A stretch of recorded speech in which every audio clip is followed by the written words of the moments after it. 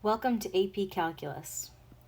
This is the first set of videos we'll be doing, learning about Unit 1, Limits, Continuity, and the Squeeze Theorem. Let's look at some of the properties of limits. If f of x equals a, where a is a constant, so for example y equals 2, then for any number, the limit is just going to be that constant. The identity is if f of x equals x, then the limit of that function is just going to be x. The sum and difference, product and quotient, these kind of all make sense. If we take the limit of two functions that are added together, we can take the limit of each of those and add them together. Same with subtraction. We can take the subtraction of the two of them and subtract them. Similar follows for multiplication and for division. Here, if the k is a constant, we can factor our constant out in front. So we have the constant times the limit function. And if we have a power, same thing. We can find the limit function first and then raise it to a power. This last one for a polynomial, it means that I can plug it in no matter where the x is within the whole polynomial. I think all of these rules will become a lot more clear as we do some problems and examples around them.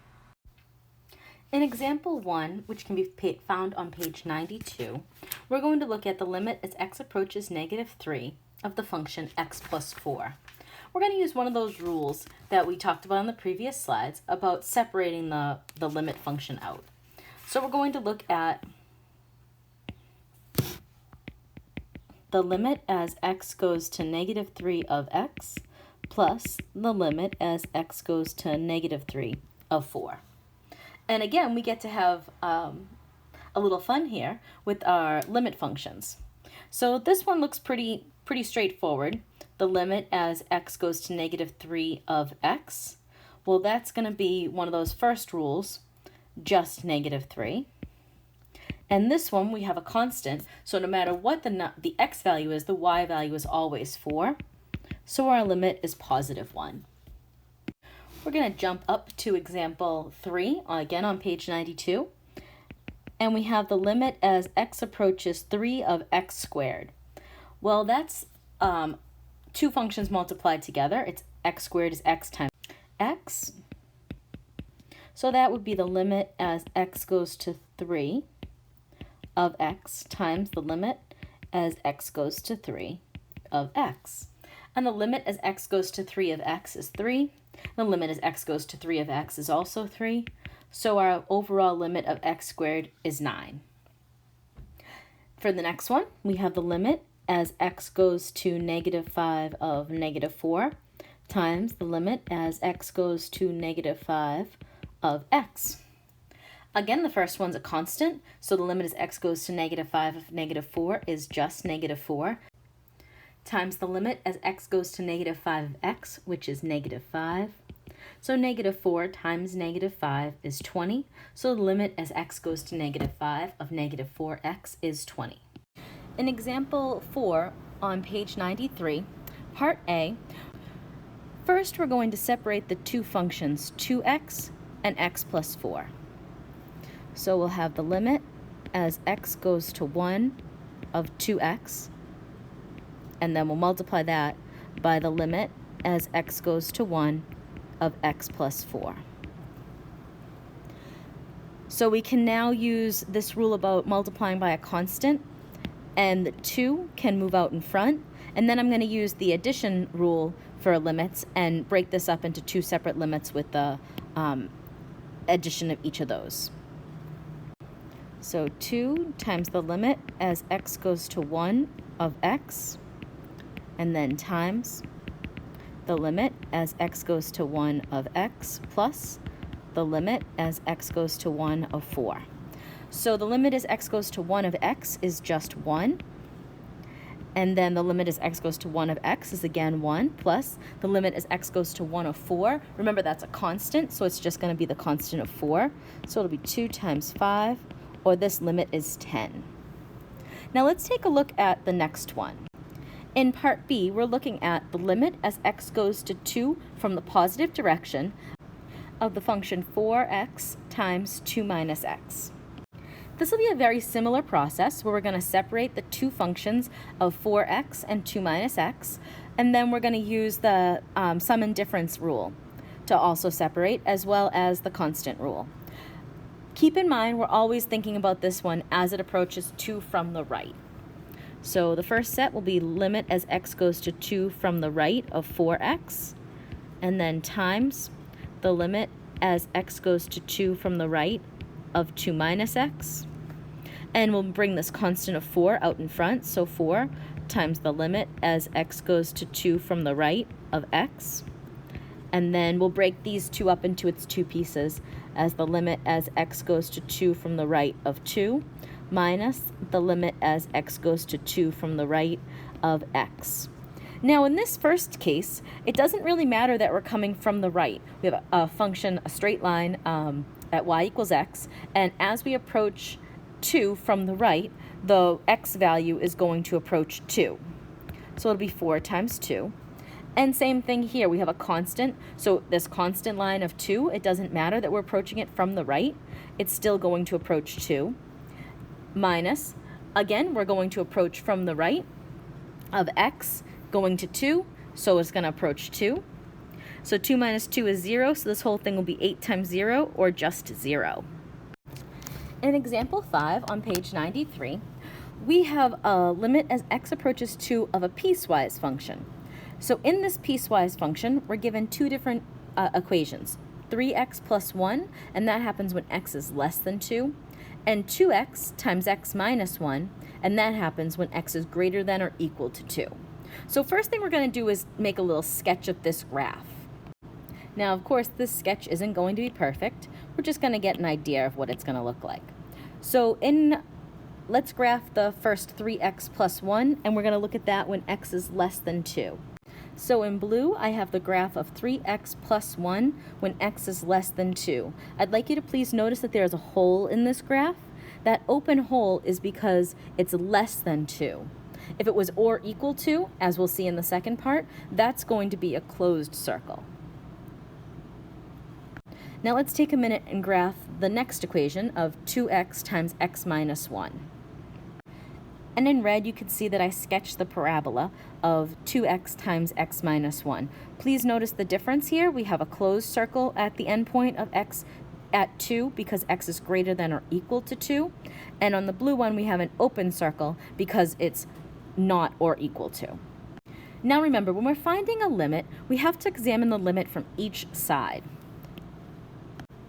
So we'll start with the limit as x approaches 2 from the left. So that's when x is less than 2. So that's the limit as x approaches 2 from the left of 3x plus 1. We'll use our limit rules and say that we can do that as limit as x goes to 2 from the left of 3x plus the limit as x goes to 2 from the left of 1, 3 times the limit as x goes to 2 from the left times x plus the limit as x goes to 2 from the left of 1. So that'll be 3 times 2 plus 1. We get 7. Now let's examine the right-sided limit. We're going to look at the numbers that are all bigger than 2. So the limit as x goes to 2 from the right, that's going to be the function 2x times x minus 1. So let's break it up as we did before. The limit as x goes to 2 from the right of 2x times the limit as x goes to 2 from the right of x minus 1. So that's 2 times the limit as x goes to 2 from the right of x times the limit as x goes to 2 from the right of x minus the limit as x goes to 2 from the right of 1. So that'll be 2 times 2 multiplied by 2 minus 1. And that'll get us 4. Now let's take a break here for a second and recall that in order for a limit to exist, the limit as x approaches a number from the right has to be the same as the limit as x approaches a number from the left, and that has to equal a specific number, one number. So our question here is, does 7 equal 4? And no, 7 does not equal 4, so this limit does not exist. We could have seen that also from looking at our graph. Let's follow this graph. Here's the line of x equals 2. I'm going to go from the left and from the right.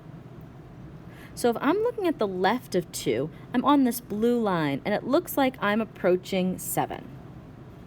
And on the right, it looks like I'm approaching 4. And we can see from this graph that clearly those two pieces are not approaching each other. One is going to 7 and one is going to 4. Therefore, the limit does not exist. All right, let's try example 7 on page 94. Here we have our power rule. So the limit as x goes to 2 of x, we can raise that whole thing to the 5th. So the limit as x goes to 2 is just 2, and that to the 5th is 32. Notice this makes the problem a little bit more bite-sized. It makes it us have a little bit more control over something that looks pretty complicated. Part B asks us to take the limit as x goes to 1 of the quantity 2x minus 3, all to the 3rd power. We're going to do each piece of the limits that we know how to do. So the limit as x goes to 1 of 2x minus 3, and that whole thing will go to the 3rd power. Now let's break up our limits. The limit as x goes to 1 of 2x minus the limit as x goes to 1 of 3, whole quantity to the 3rd power. And now we can move this constant 2 out in front. So we'll have 2 times the limit as x goes to 1 of x minus the limit as x goes to 1 of 3. And again, the whole quantity to the 3rd power. So the limit as x goes to 1 of x is just 1, so 2 times 1, minus the limit as x goes to 1 of 3, which is 3, quantity to the 3rd power, so negative 1 to the 3rd is negative 1. So in part C, we have the limit as x goes to a constant c of x to the n, where n is a positive number. We're going to use our same rules on this problem. It just looks a little bit more complicated because of the variables. But we're going to take the quantity, the limit as x goes to c of x, the whole thing raised to the n. So the limit as x goes to c of x is just c raised to the n. So it's c to the n. This becomes something kind of important that we're going to keep seeing, so it's worth rewriting. The limit as x goes to a constant of x to a positive integer n is going to be c to the n. Roots are just the same as exponents. I could rewrite this problem as the limit as x goes to 4 of x squared plus 11 to the 1/3.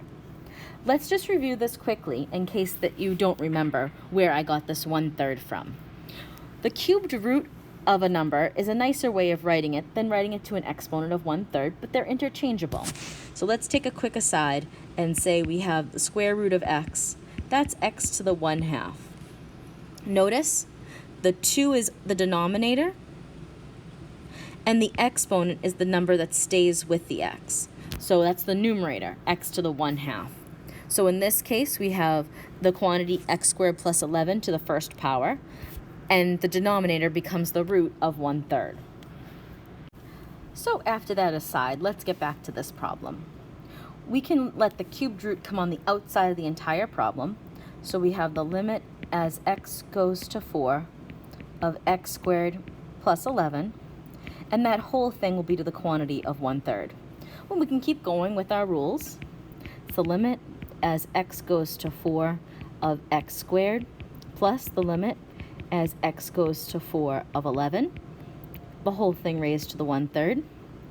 That'll be the limit as x goes to 4 of x squared plus the limit as x goes to 4 of 11, and that whole quantity to the 1/3. So now let's start putting each piece in. The limit as x goes to 4 of x is 4, and then we have squared, plus the limit as x goes to 4 of 11 is 11, and we have to take the cubed root of that. So 4 squared is 16, plus 11 is 27, and the cubed root of 27 is just 3. So that very difficult looking limit at the end My answer was just 3. I know some of the previous slides have been pretty tedious. Luckily, we now get to the polynomial rule. And it's the limit of the polynomial is the same as plugging in each piece of the limit as we go. So let me show you the example here. The limit as x goes to 4 of 4x squared minus x plus 2. Of course, I could break this up and say the limit of 4x squared minus the limit as x goes to 4 of x plus the limit as x goes to 4 of 2. So it would look like this.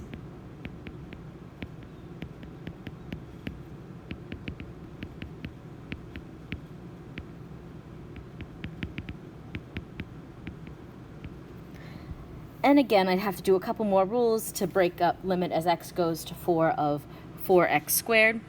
But with this polynomial rule, I'm able to just plug the 4 in to the entire polynomial. Meaning the equation now becomes 4 times 4 squared minus 4 plus 2. So 4 times 16 minus 4 plus 2, giving us 62. This is significantly quicker and a lot more intuitive than breaking up each piece separately. We get to do the same thing for part B. The limit as x goes to negative 1 of 7x to the 5th plus 4x cubed minus 2x squared. 7 times negative 1 to the 5th plus 4 times negative 1 to the 3rd minus 2 times negative 1 squared. So let's see, that's 7 times negative 1 plus 4 times negative 1 minus 2 times 1. Negative 7 minus 4 minus 2. We get a negative 13. And then finally, we have the limit as x goes to 0 of 10 times x to the 6th minus 4 times x to the 5th minus 8 times x plus 5. And everywhere I see an x, I can just plug in the 0. So 10 times 0 to the 6th minus 4 times 0 to the 5th minus 8 times 0 plus 5. So overall, I get my limit to equal 5. Again, this is much more succinct and much clearer, and it works really nicely. When I have a rational function or fraction, I can let the limit go to the numerator and the denominator, and then we're going to use our newfound rule of just plugging in. So we'll have the limit as x goes to 1 of 3x cubed minus 2x plus 1 over the limit as x goes to 1 of 4x squared plus 5. And again, I could have spent my time doing it this way, which would take a lot more time. Or I could just plug it in directly. So 3 times 1 cubed minus 2 times 1 plus 1 all over 4 times 1 squared plus 5. So let's see, that's 3 minus 2 plus 1 over 4 plus 5. So 2/9. And for part B, I'm not even going to show you how we could break the limit into the numerator and the denominator. Let's just plug it in. 2 times negative 1 plus 4 over 3 times negative 1 squared minus 1. So the limit as x goes to negative 1 of this rational function, we're just plugging straight in, and we get negative 2 plus 4, 2, over 3 minus 1, also 2. So the limit is 1. Now I skipped up to example 14 because I thought it was really important to notice this limit. It's the limit as x goes to 5 of the square root of x minus square root of 5 over x minus 5.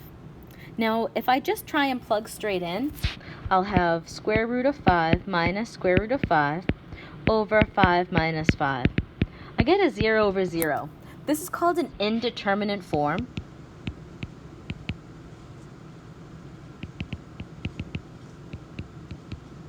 We will learn more about indeterminate forms later, but for right now, I know there's something else I can do, so it makes me happy. And the something else I can do this time is rationalize. I'm not sure if you remember rationalizing, but we usually rationalize the denominator when we have complex numbers or numbers with radicals in the denominator. The basic idea about rationalizing is you'd like to make a difference of perfect squares. Here, our radical is in the numerator, so we're going to make our perfect squares from the numbers in the numerator. So square root of x minus 5, the opposite of my perfect square would be square root of x plus 5. And now when I multiply them, we'll see what happens. But whatever I do to the denominator or the numerator, I have to do to the other piece. So it's just like we're multiplying by 1, because we're multiplying the same thing to the numerator and the denominator. Now let's FOIL out the numerator. We have square root of x times square root of x, which is just x. Square root of 5, negative square root of 5 times square root of x, which is minus square root of 5x. Square root of x times square root of 5, which is positive square root of 5x. And then square root of 5 times square root of 5 is just minus 5. And what's really special about this is because we were able to make perfect squares, the inner terms will cancel. So minus square root of 5x and positive square root of 5x get to cancel. So my numerator becomes just x minus 5. Now in the piece that I'm not rationalizing, I'm actually not going to FOIL it out. I'm just going to leave it as it is because I'm hopeful that things will cancel. That's the whole reason we're doing this problem. And look at that. I have x minus 5 in the numerator and x minus 5 in the denominator. So those will both cancel. I can go back and now do my limit as x goes to 5 of 1 over square root of x, the square root of 5. Now I can plug in my limit, so it's 1 over the square root of 5 plus the square root of 5, and that's 1 over 2 square roots of 5. And that is the final part of my limit. I don't have to rationalize again. It's just fine to leave it this way. It's okay to have a square root in your denominator in calculus. Right at the end of section 1.2, they put in the average rate of change. Let's think about what average rate of change means. For example, if I went 100 miles in my car, and on average I drove 50 miles per hour, my average rate of change would be 50 miles per hour. That's different than instantaneous rate of change, which we'll learn about later. The instantaneous rate of change is the rate of change or the speed at any one moment. Of course, I don't go 50 the entire time. There might be times that I'm going 30 or times that I'm going 70. But on average, the rate of change is 50 miles per hour. When we're talking about a function, the average rate of change is delta y over delta x. Now, delta means change, so it's the change in y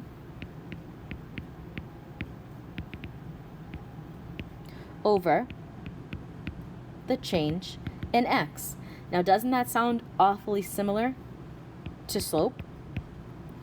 So the average rate of change is going to be the slope between the beginning and the end. So your f of b minus f of a over b minus a. So your end point to your beginning point, the distance, over how long it took you to get there, if we're talking about speed. In the next slide, we'll do an example illustrating this. So part A of example 15 on page 98 asks us to find the average rate of change for f of x equals x squared plus 3x from 2 to x. So any point x in the domain. And x cannot equal 2.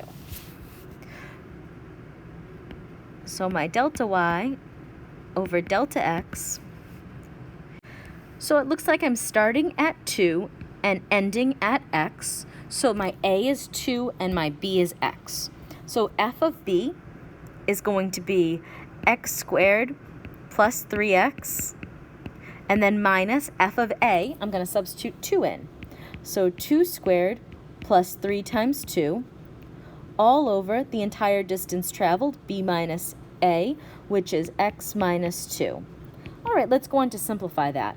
So we have x squared plus 3x, and then 4 plus 6 is 10 minus 10, all over x minus 2. Now, it looks like I'm stuck here, but what I need to remember is that's a quadratic function in the numerator, and I can factor that. So take a second and think about factoring. And if you're lost, hopefully the denominator will help you, give you a little nudge in the right direction. All right, so hopefully you thought, what multiplies to 10 and adds to 3? Well, that's going to be x plus 5 and x minus 2. and the denominator is x minus 2. Now I can cancel my x minus 2's, and my average rate of change will be just x plus 5.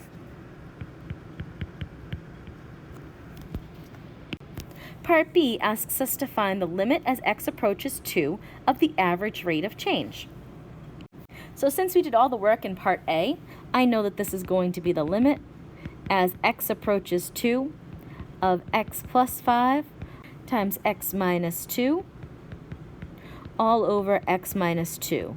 And as we said in Part A, we can cancel those x minus 2's. We get just the limit as x goes to 2 of x plus 5. And I know I can just plug my 2 in, so 2 plus 5 is 7. So the average rate of change is 7 as x approaches 2. In example 16 on page 99, we're taking this average rate of change and we're applying it to the difference quotient. Now this difference quotient, you can find more information about it in P1, so the first section of the book. But in general, what it's saying is you have a point x and you add a little bit to it h. And what's going to happen? So it's the same basic idea as in the previous slide when we had the number 2 and we went to x. This time it's plus h, so that little bit extra is going to be called our h. So let's try and solve this problem using the difference quotient. So our f of x plus h, I like to write them out first so that it helps me understand what each piece is going to be. I'm going to substitute x plus h everywhere I see an x. So that's 2 times x plus h squared minus 3 times x plus h plus 1. Then I can FOIL out the x plus h squared, so 2 times x plus h times x plus h. So 2 times x squared plus 2xh plus h squared. So 2 times x squared plus 4xh plus h squared. Minus 3x minus 3h plus 1. So that's just this first piece of f of x plus h. It's just the first part, but I like to do it out so that I have a little more understanding of where each piece goes. So now let's plug into that difference quotient. So I have 2x squared plus 4xh plus h squared minus 3x minus 3h plus 1. And now I'm going to subtract the original. Minus 2x squared minus 3x plus 1. And the whole thing will be over h. I'm running out of room, so let's put this same problem on the next slide so we have a little more room to write. As you can see, I've just rewritten it on this next slide. Let's distribute the negative sign to each one of the final pieces, and then we'll combine our like terms.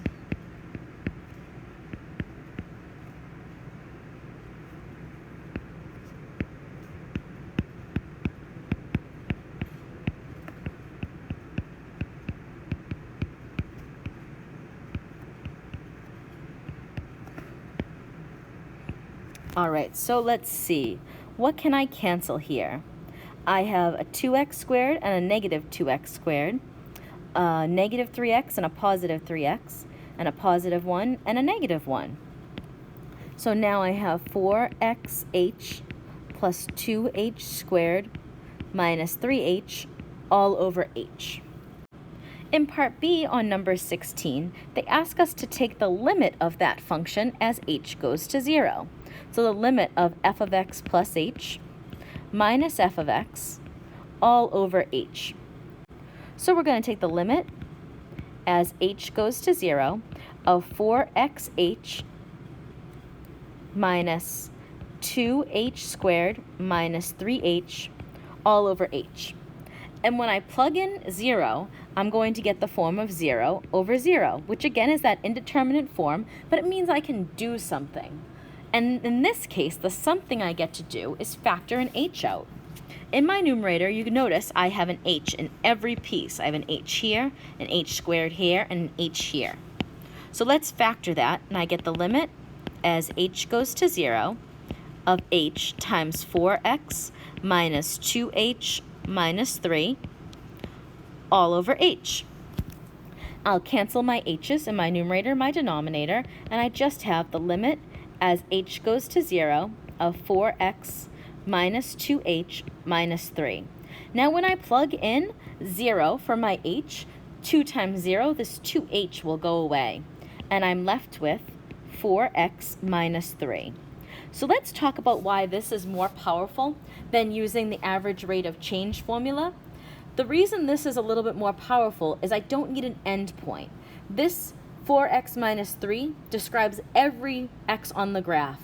I don't need to go to a specific function or a specific number.